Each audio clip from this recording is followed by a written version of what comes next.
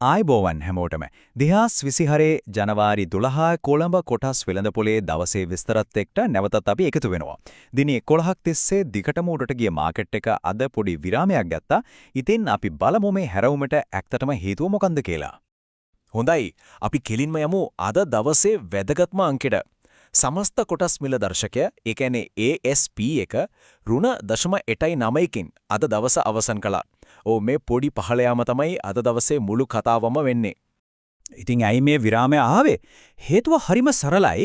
දින 11ක් දිගටම උඩට ගියාට පස්සේ ආයෝජකයෝ ටිකක් ලාභ අතට ගන්න පටන් ගත්තා. අපි කියන්නේ profit taking කියලා.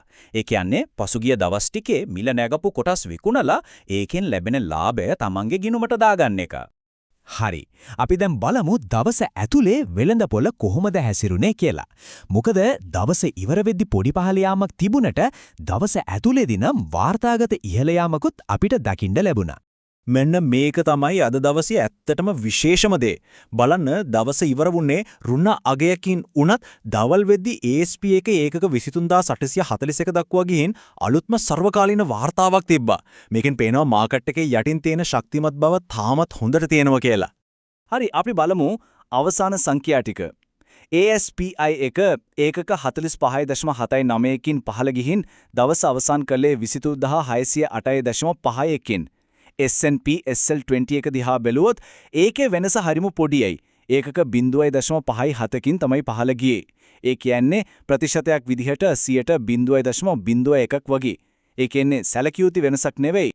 හරි, එහෙනම් බලමු දවසේ වැඩිම අවධානයක් ගත්ත කොටස් මොනවද කියලා. මිල ඉහළ ගිය කොටස් අතරේ යෝක් ඒකේඩ් හෝල්ඩින්ග්ස් තමයි අද දවසේ තරව. බලන්න 23.6ක දැවැන්ත වර්ධනයක්. ඊට අමතරව හරිස්චන්ද්‍ර මිල්ස්, EML කන්සල්ටන්ට්ස්, අමාන ටැකෆුල් ඉන්ෂුරන්ස් සහ කොකෝ ලංකා කියන සමාගම්වල කොටස් මිලත් හොඳ ඉහළ යාමක් පෙන්වුවා.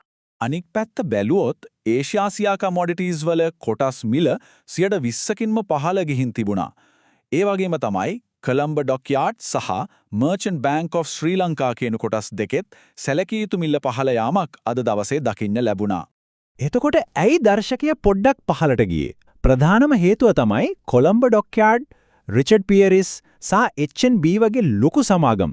ඒ කියන්නේ හෙවි වේට්ස්ලා මේ කොටස් වලට විකුණුම් පීඩනයක් ආපු එක. මේ වගේ ලොකු සමාගම් වල මිල පොඩ්ඩක් අඩු වෙද්දි ඒක කෙලින්ම මුළු දර්ශකයටම බලපානවා. හරි, දර්ශකයේ හැම උනාට ආයෝජකයෝ වැඩිපුරම සල්ලි දැම්මේ කොයි කොටස් වලටද?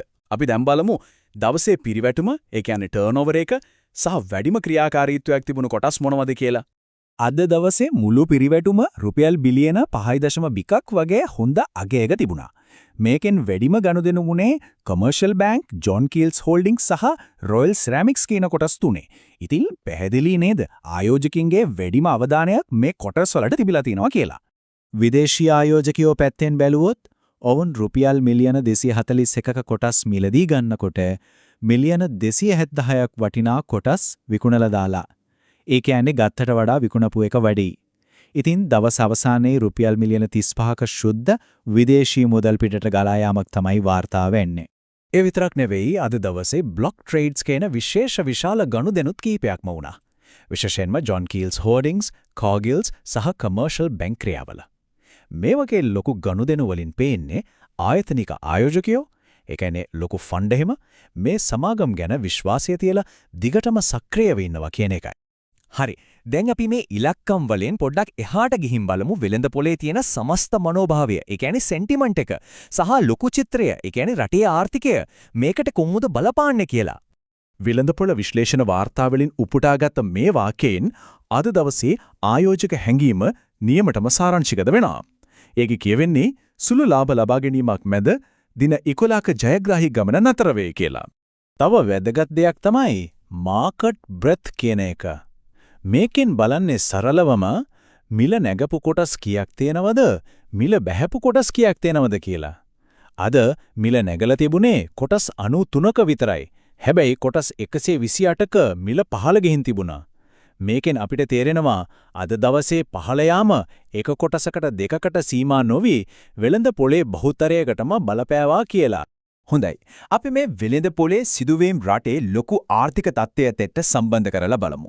එක පැත්තකින් පෞද්ගලික අංශයට දෙන ණය වර්ධනය වීමත් විදේශගත ශ්‍රමිකයින් එවන මුදල් සර්වකාලීන ඉහළ මට්ටමකට එීමත් වගේ දේවල් වෙළඳ පොලට හොඳ ශක්තියක්. ඒත් අනිත් පැත්තෙන් දෙන අභියෝගය තමයි රටට එන සංචාරකයෝ ගාන වාර්තාගත මට්ටමක තිබුණත් ඒකෙන් ලැබෙන ආදායම තවමත් බලාපොරොත්තු වෙන තරම් නැති එක.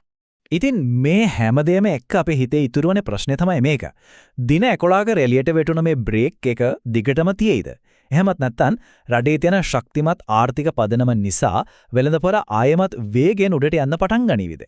දිනපතාම මේ වටේ වෙළඳපොළ විග්‍රහ දැනගන්න අපිව subscribe කරන්න. අද මාකට් එක ගැන ඔබ හිතන දේත් පහලින් කමෙන්ට් එකක් දාන්න අමතක කරන්න එපා. තවත් විග්‍රහයකින් හෙට හමු වෙමු. හැමෝටම සුබ දවසක්.